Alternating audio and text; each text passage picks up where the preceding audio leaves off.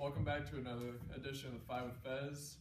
I'm joined here today with Konnor Kremer of the men's wrestling team. Konnor is currently 21-8 on the season, having a great season. Now, Konnor, why don't you tell us a little bit about yourself? Well, I'm a senior this year. I'm in the electrical engineering technology program, and originally I'm from Horseheads, New York. Okay, Elmira area. Yes. Nice. Now, why don't you tell us, what made you become a wrestler? What brought you into that direction of wrestling? Well, when I was a kid, I was on a youth football team, and one of my coaches on that football team had a son who was on the youth wrestling team in the same area. Mm-hmm. So he asked my dad if I'd be interested based on how he saw me play and everything. So my dad brought me to some of the practices. I was enjoying myself, and when my dad started coaching there, I stayed with it and took off from there. Okay, nice. So now that you came to Alfred State, you're out of your dad's hands. What's for yourself? What's the average day of a wrestler? Well, obviously every morning I wake up and go to class, and then depending on how late classes go, I'll either go back to my room and chill for a while, maybe have some lunch, or I'll go straight to practice. And after practice, it's straight to showers and dinner, and then homework, and usually back to bed. Okay, then it all starts over every day. Okay. So Paul Reed came on 3 years as the head coach here. Mm-hmm. What are some of the positive attributes he's brought since Coach Porter has retired?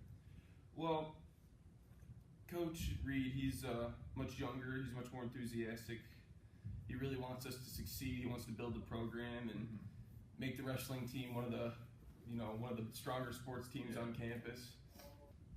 Coach really wants us to become, since we're transitioning to the Division III stage with the NCAA. Yeah. That whole transition we're going through. Yeah, in a couple of years, he wants to be able to compete at that higher level and wants to be ready. Right. Yeah. So he wants us to be prepared for all that, and when we hit the D3 stage, he wants us to be ready and in there and competing, and not having to start at the bottom again and work your way up. No, I got you. Okay, so now since you are a senior, what has been one of your best moments here at Alfred State? I think one of my best moments here at Alfred State, it was last year at our regional qualifying tournament. Mm-hmm. I came in, I was expecting to place high because I saw all my competition, but I didn't expect to place first and take home the gold that weekend, so I was pretty happy to go in there and come out with that gold medal around my neck, so that was pretty awesome. Yeah, that's got to be a good feeling. So talking about that triumph you've had, now what's been your biggest obstacle since you've been here? There, a couple of the years here, I've had some trouble with the weight cutting.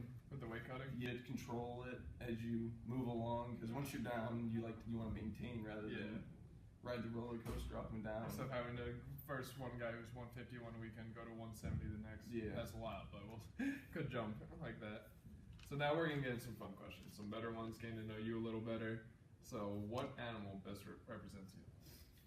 I guess I would have to say a dog. A dog? Yeah. That loyalty factor? Yeah, definitely. And I think dogs are some of the, funnest creatures. You can say whatever you want to them, and they'll always wag their tail and be happy. And I got one at home, so. What kind? Oh gosh, he's a big old American bulldog. Yeah. Yeah, he's if you know what a mastiff is. Yeah. A big mastiff. He's like that. He looks very similar to a mastiff. Big wrinkly cheeks. Oh yeah. Yeah. He's very similar to a mastiff, except a little smaller and a little bulkier. So I guess let me ask you, what is your favorite movie or TV series to watch with that big bulldog of yours? I think one of my favorite series I've ever seen was Breaking Bad. A couple years ago, I got the opportunity when they put it on Netflix, to watch the whole series through, and it was just fantastic. It was the best series I've ever seen. Yeah, that's one of those shows that you kind of stay up till 3 a.m. to watch, go to class at 9 a.m. the next morning, kind of just wondering what happened is going to happen on the next episode. Yeah, exactly. That one really hurt my semester, that show. So let me ask you could travel any place in the world, where would it be? I can't say I have anywhere specific I'd want to go, but I've been up and down the the Western Hemisphere. I've been down in Mexico, I've been in the Bahamas and everything. So I think I'd like the opportunity to go across the Atlantic, visit somewhere maybe in Europe or somewhere around there. Hopefully, especially if you're graduating, maybe save up some money for a year. Think about a month-long trip somewhere. That'd be something. It'd be nice to go see some Olympic Games somewhere over there too. That'd be cool too. Now, let me ask you: if you could go and if you could time travel, you could go either in the past or in the future. Which one would you choose, and where would you want to go?